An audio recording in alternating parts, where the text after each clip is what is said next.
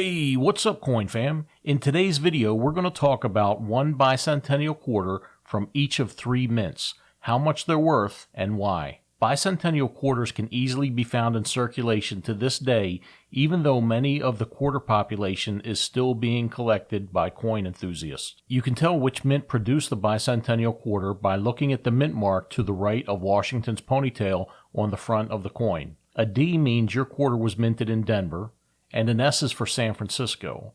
And if your quarter was minted in Philadelphia, you won't see any mint mark at all. In order to determine the value of a quarter, several things must be considered, like the mintage, surviving population, demand, melt value, and the grade of the coin. Coins are graded on a scale from 1 to 70 called the Sheldon Coin Grading Scale.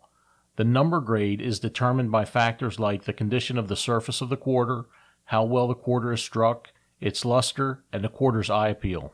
A great resource to use in order to get a general idea of the grade of your coin is www.pcgs.com/photograde. You'll see actual pictures of real quarters and the approximate grade for each one of them. You can use these pictures to compare to the condition of your quarter and come up with an approximate grade. Once you have the grade, you can use the same website to find out the value of your coin.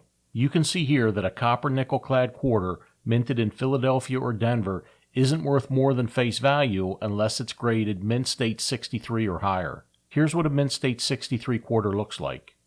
The higher the grade of the coin, the higher its value. This is a bicentennial quarter that was graded Mint State 67.